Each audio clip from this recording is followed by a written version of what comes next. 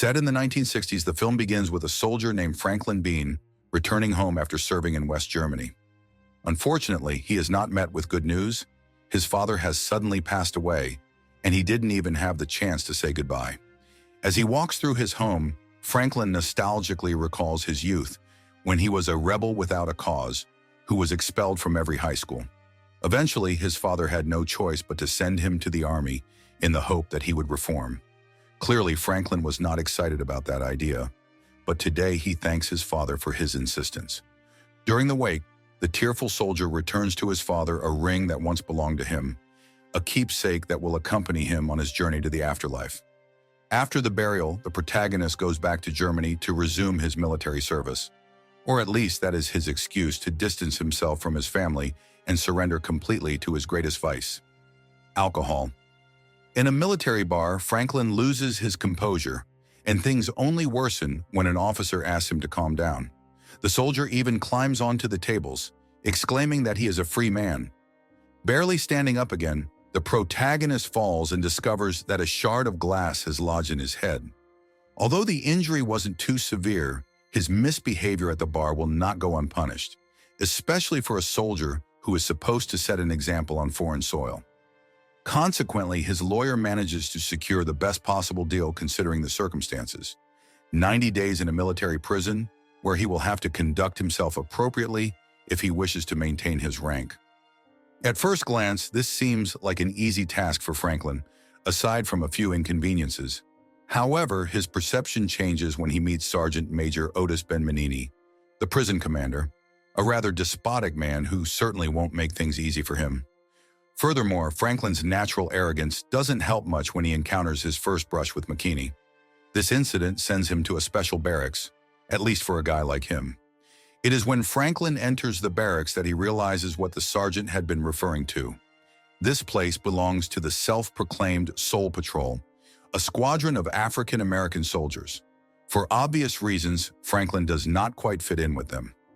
Nonetheless, the leader of the patrol, Corporal Rust Bell Stokes, shows a willingness to start their coexistence on the right foot.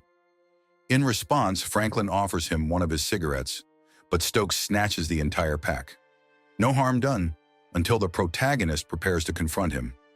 Stokes puts him in his place by introducing him one by one to the members of his squad. The intellectual Bry, the comedian Lawrence, the muscle of the team Webb, and finally Cran, a man of few words who seems to only converse with God. Franklin replies that it is a pleasure to meet them, and having said that, he snatches the pack of cigarettes from Stokes. Bold and stubborn, and clearly a tough nut to crack, Stokes drops the hypocrisy and assures him that he wants to keep the peace. In other words, Franklin must respect the rules of the facility and be one of them, or at least try. The next day, the inmates are rudely awakened by the guards while McKinney takes charge of examining their performance, well, more precisely, their appearance, and scrutinizes every little detail in order to punish them arbitrarily, especially the new guy. The sergeant reminds him that he has 89 days to rehabilitate him, meaning he must punish him whenever possible, while it seems like a torment to the new arrival. It is evident that his fellow inmates are already accustomed to it. They even have a song for the punishments.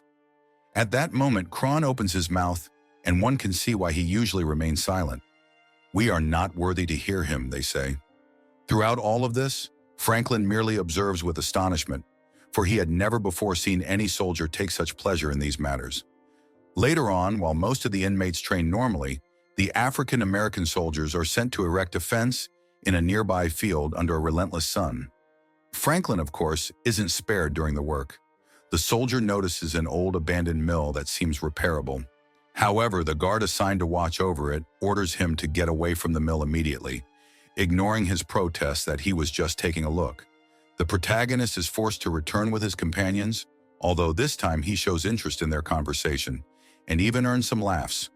Upon returning to the prison, they are met by McKinney, who makes it clear to Franklin that these guys are not of his class, so he'd better not get too attached to them, since eventually they will turn their backs on him. When saluting the flag, Franklin raises his hand as always, although his colleagues behind the sergeant signal for him to lower it. After that, the protagonist asks the wisest guard in the facility, Lamar, if it would be possible to convince McKinney to repair the field mill later. Franklin returns from a shower only to discover that they have taken his lighter, the very one his father had given him. Just then, he sees Webb sitting on his bunk. When he politely asks for the lighter, Webb does not respond.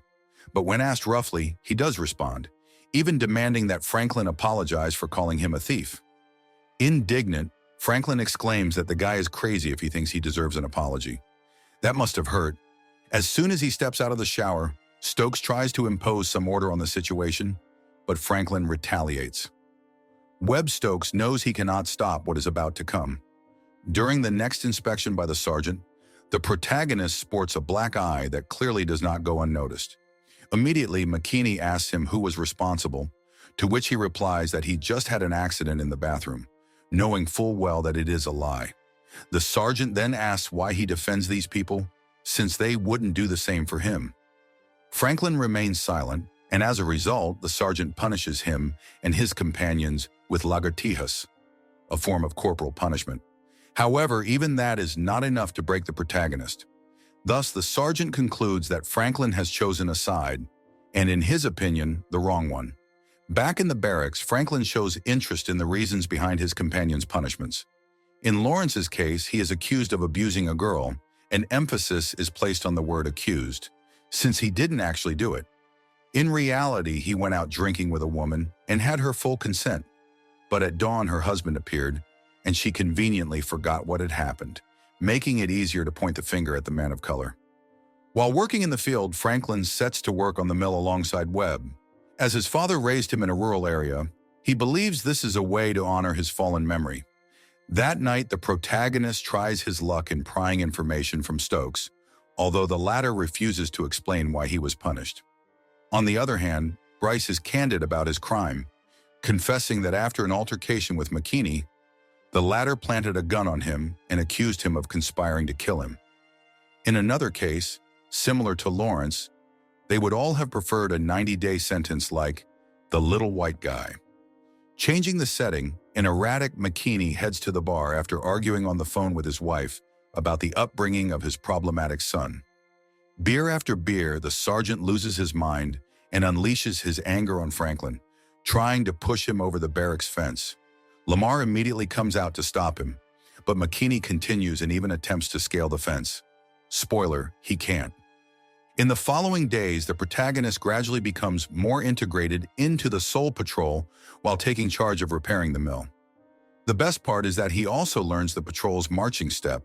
It may not be as smooth as theirs, but it's something.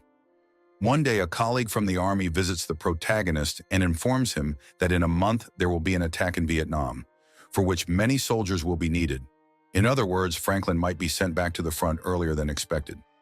As his colleague says goodbye, he acknowledges that Franklin has changed a lot, not for the worse, but quite the opposite. Speaking of the jump to Vietnam, McKinney summons Franklin to warn him that his return to battle is in jeopardy. Although he values his work on the mill, a project he initiated behind their backs, that is aside from his obvious arrogance. According to the sergeant, Franklin has much more to offer, noting that he is different from the thugs he lives with. The soldier stops him at that point by stating that he is no different from Stokes and the others. He is one of them. McKinney, however, believes he is very different. "I wish I had even half the sense of honor of the Soul Patrol," he remarks. Upon hearing that, the sergeant immediately dismisses him before he commits an imprudence. Clearly, it will not end that way. Barely the next day, McKinney interrupts the work of the patrol at the mill with a signed order stating that they must abandon the project immediately. The inmates returned to the barracks disappointed. At last, they had something that gave meaning to their daily lives, and it was taken away from them without further ado.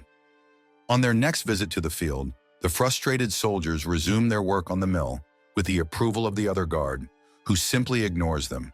Together, they finish the mill, and it begins pumping water again like a spring. They have done it. That night, during a fierce storm, an intoxicated McKinney drags him out of his barracks for a drill, with no further explanation. The sergeant leads them to the mill field, while one of the guards expresses his doubts about conducting a drill under such adverse conditions. In these harsh conditions, the sergeant forces the patrol to march while hurling racist comments at them, including at Franklin.